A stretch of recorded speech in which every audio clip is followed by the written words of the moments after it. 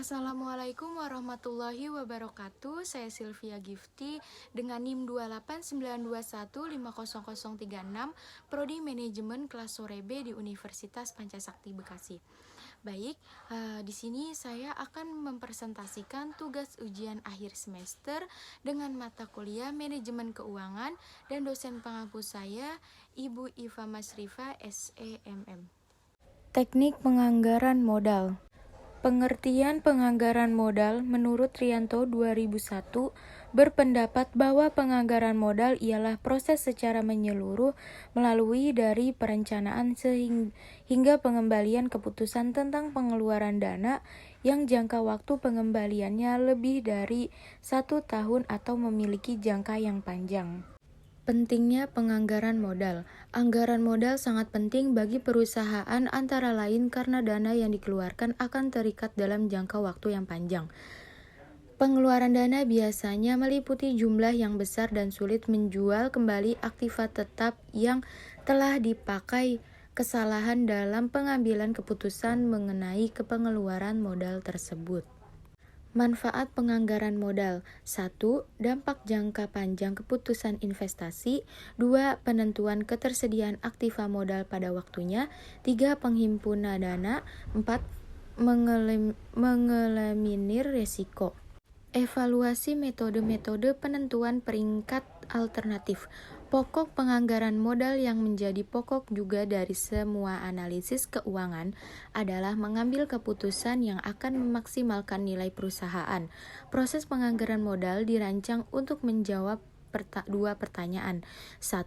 Mana di antara berbagai investasi saling menyingkirkan atau mutually eksklusif yang harus dipilih? 2. Berapa banyak proyek secara total yang harus diterima? Hal-hal tersebut berhubungan dengan kriteria penyusunan peringkat alternatif. 1. Pengembalian kas atau cash payback PB. 2. Pengembalian cash yang didiskontak atau discount cash by payback. 3. Tingkat hasil pengembalian akuntansi atau accounting rate of return. 4. Nilai sekarang bersih net present value. 5. Tingkat hasil pengembalian internal atau internal rate of return. 6. Nilai akhir bersih net terminal value. 7. Hasil pengembalian biaya kesempatan opportunity cost return. 8. Indeks profitabilitas. 9. Tingkat hasil pengembalian perpetuities atau perpetuity rate of return. Aspek penting dalam penganggaran modal. 1. Gunakan selalu cash flow. Cash flow dan laba akuntansi mempunyai karakteristik yang sangat berbeda. Laba akuntansi baru dapat direalisasikan ketika diterima di kemudian hari, sementara arus kas benar-benar merupakan kas yang sudah diterima di tangan kita dan siap untuk diinvestasikan kembali. 2. Think incrementally. Berusaha untuk selalu think incrementally, bagaimana tambahan yang dihasilkan oleh suatu proyek terhadap kondisi yang sekarang. Apakah dengan mengambil proyek yang satu ini akan menghasilkan tambahan yang menguntungkan ataukah justru lebih menguntungkan jika tidak melakukan apapun. 3. Perhitungkan opportunity cost. Adalah nilai ekonomis yang hilang ketika seorang memilih suatu alternatif dibandingkan dengan alternatif lainnya. 4. Sunk cost tidak masuk perhitungan. Sunk cost adalah biaya yang sudah terjadi di masa lalu dan tidak akan muncul lagi dan suatu proyek atau investasi baru, oleh karena itu menjadi tidak relevan untuk memperhitungkan sunk cost dalam suatu analisa capital budgeting. Karena biayanya sudah terjadi sementara keputusan investasi yang diambil baru akan terjadi di masa depan. 5. Konsekuensi proyek. Arahkan fokus Anda juga kepada implikasi-implikasi yang dihasilkan dari keputusan proyek yang Anda ambil. Tahap-tahap penganggaran modal. Tahap-tahap penganggaran modal. 1. Biaya proyek harus ditentukan. 2. Manajemen harus memperkirakan aliran kas yang diharapkan dari proyek, termasuk nilai akhir aktiva. 3. Risiko dari aliran kas proyek harus diestimasi memakai distribusi probabilitas aliran kas. 4. Dengan mengetahui risiko dari proyek, manajemen harus menentukan biaya modal cost of capital yang tepat untuk mendiskon aliran kas proyek. 5. Dengan menggunakan nilai waktu uang, aliran kas masuk yang diharapkan digunakan untuk memperkirakan nilai aktiva.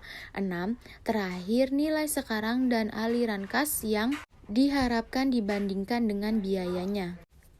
Contoh, tahun 2004, PT Raffi berinvestasi dengan modal sendiri 5 miliar, modal kerja 1 miliar, umur ekonomis 5 tahun, dan disusutkan tanpa nilai sisa. Pengembalian tingkat bunga yang diinginkan 20%. Perkiraan laba setelah pajak selama 5 tahun, 950 juta, 1 miliar 100 juta, 1 miliar 250 juta, 1 miliar 400 juta, dan 1 miliar 650 juta. Berapa kas bersih yang diterima terakhir tahun? PP, ARR, NPV, IRR, PI, layak atau tidak? Penyusutan investasi modal kerja, umur ekonomis, penyusutan 5 miliar dikurang 8 miliar garis miring 5 tahun sama dengan 800 juta per tahun. Tabel cash flow DF 20% sama dengan 1 garis miring 1 ditambah T N 1 garis miring 1 ditambah 0,2 1,1 1 ditambah 0,2. Di sini ada tahun, penyusutan proceed DF 20%, PV kas bersih. Jumlah PV kas bersihnya adalah 6.008.600. Catatan tahun 1 sama dengan 1 banding 1 tambah 0,20 sama dengan 0,833. Tahun 2 sama dengan 1 banding 1 tambah 0,2 pangkat 2 sama dengan 0,694 dan seterusnya. Contoh 2. Payback period, umur investasi 5 tahun, tabel cash flow 000. Tahun 8 penyusutan proceed DV 20%, PF kas bersih. Di sini jumlah PF kas bersihnya adalah 600.8.600. Jika tiap tahun sama, investasi atau kas bersih per 1 tahun dikali 1 tahun. Jika tiap tahun berbeda, sama dengan investasinya 5 miliar, per proceed tahun satunya adalah 1 miliar 750 juta, sama dengan 3 miliar 250 juta. Proceed tahun 2, 1 miliar 900 juta, sama dengan 350 juta. PP 1 miliar 350 juta, 2 miliar 50 juta kali 12 bulan sama dengan 7,9 bulan atau 8 bulan. 2 tahun 8 bulan berdasarkan perhitungan diperoleh PP umur investasi, maka proyek tersebut layak untuk dijalankan. Contoh 3. Average rate of return atau R, rata-rata pengembalian bunga. ARR rata-rata EAT dibagi rata-rata investasi dikali 100. Rata-rata EAT 6.350.000 dibagi 5 sama dengan 1.270.000. Rata-rata investasi ARR 1.270.000 dibagi 1 juta dikali 100%, 1,27%. Present value adalah perbandingan antara PV kas bersih dengan PV investasi selama umur investasi. Jika NPV positif, maka proyek diterima. Profitability index merupakan rasio aktivasi dari jumlah nilai sekarang penerimaan bersih dengan nilai sekarang pengeluaran investasi selama umur investasi. PI total PF kas bersih dibagi PV investasi. Jika PI lebih besar dari 1, maka proyek diterima. Jika PI kurang dari 1, maka proyek ditolak. Contoh net present value. Jumlah PV kas bersihnya di sini adalah 600.8.600. NPV total PV kas bersih.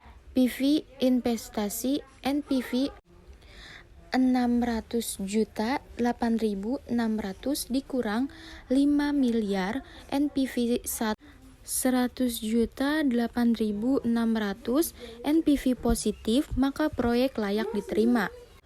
5. Profitability Index.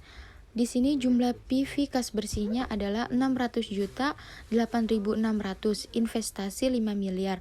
PI total PF kas bersih dibagi PV investasi, PI 600.8.600 dibagi 5 miliar, 1,2 kali. Jika PI lebih dari 1, maka proyek diterima. Jika PI kurang dari 1, maka proyek ditolak. Berdasarkan nilai PI yang lebih dari 1, maka proyek diterima. Baik, cukup sekian presentasi dari saya. Mohon maaf apabila ada kata-kata yang salah atau penjelasan yang kurang. Wabillahi taufiq wal hidayah. Wassalamualaikum warahmatullahi wabarakatuh.